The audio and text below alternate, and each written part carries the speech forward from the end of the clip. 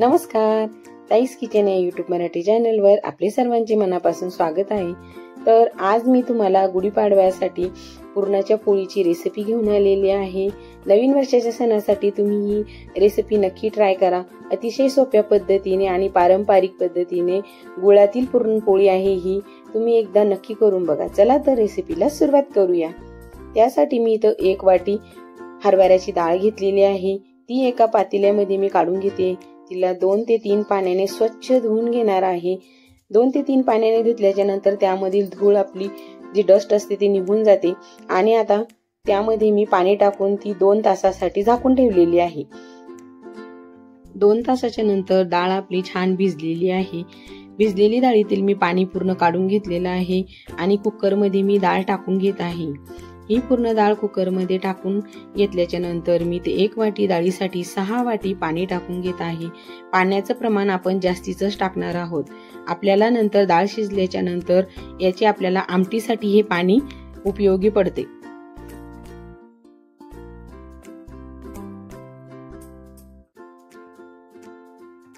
डाळीमध्ये पूर्ण पाणी टाकून झालेलं आहे। 1 चुटकीभर एवढी मी याच्यामध्ये हळद टाकून घेत आहे। अगदी थोडंसं तेल टाकून घेत आहे। आपल्याला हे छान मिक्स करून घ्यायचं आहे।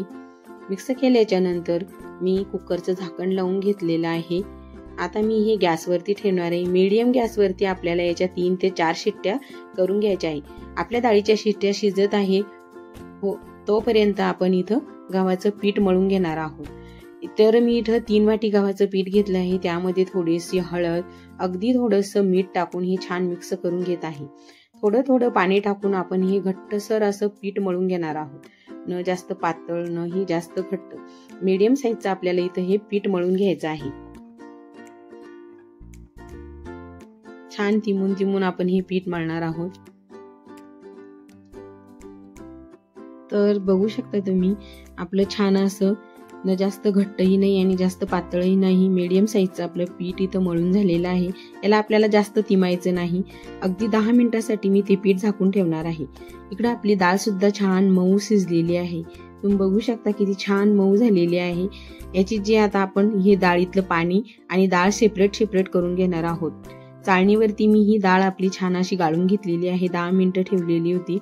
पूर्ण पाणी आपल्या डाळीतलं निथळल्याच्या नंतर मी आता ही डाळ छान अशी मॅशरने मॅश करून घेत आहे। डाळ मॅश झालेली आहे आपली पूर्ण। आता मी एका कढईमध्ये 1 चमचाभर एवढं तूप टाकून घेते आहे। आपली जी डाळ चाळणीतून आपण काढून घेतलेली आहे ती मी त्यामध्ये टाकून घेत आहे। ही छान आपल्याला याच्यामध्ये मिक्स करून घ्यायचं आहे। मिक्स करत आपण हे हलवत घेणार आहोत। 1 वाटी डाळीसाठी मी इथं 1/2 वाटी एवढा गूळ घेतलेला आहे। गुळाचं प्रमाण तुम्ही कमी जास्त करू शकता। डाळ आणि गूळ आपला छान आपल्याला दोन्हीही मिक्स करून घ्यायचा आहे।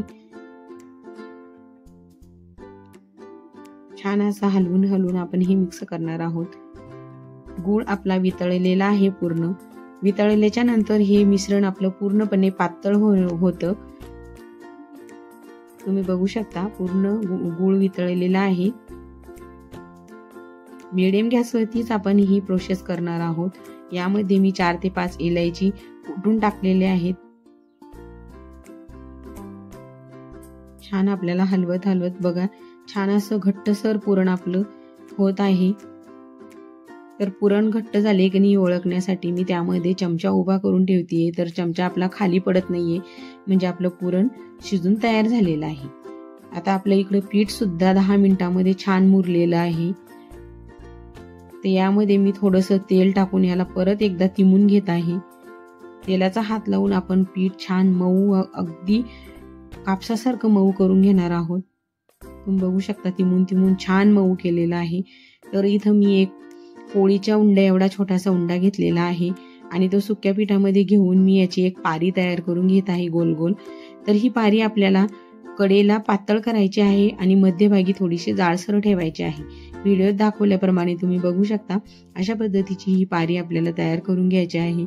1 पुरणाचा गोळा मी यामध्ये टाकून घेत आहे आणि आपल्याला हे पूर्ण असं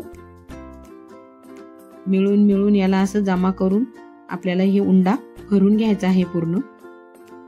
तुम्ही बघू शकता हुंडा आपला छान असा मोदकाप्रमाणे आपण इथं मळून भरलेला आहे आणि उरलेलं शिल्लकचं पीठ मी इथं काढून घेतलेलं आहे।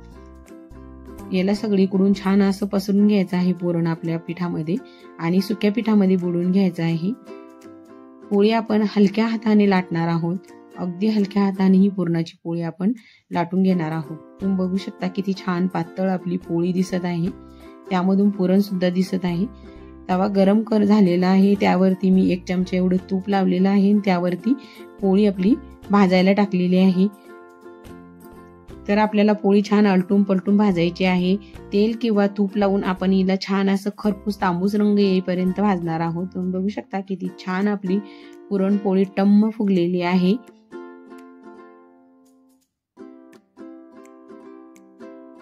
तुम्ही अशाच पद्धतीने पुरणपोळी करून बघा, खूप छान होती ही पुरणपोळी आणि एकदम मऊ लुसलुशीत होते। पुरण तर सगळीकडे काठापर्यंत पुरण पसरलेलं असते। तर आलटून पलटून आपली पुरणपोळी इथं छान तयार झालेली आहे। चला तर आपलं पूर्ण पुरणपोळीचं ताट इथं तयार झालेलं आहे। पुरणपोळी, आमटी, दुधाची खीर, कुरडई, पापड, भजी। चला तर या गुढीपाडव्याला तुम्ही देखील अशीच पुरणपोळी बनवा आणि तुमची पुरणपोळी कशी झाली आहे ते कमेंट करून सांगा। व्हिडिओ आवडला असेल तर व्हिडिओला लाईक करा, जास्तीत जास्त शेअर करा। तुम्ही जर चॅनलवर नवीन असाल तर प्लीज ताईस किचन यूट्यूब मराठी चॅनलला सबस्क्राईब करा। धन्यवाद।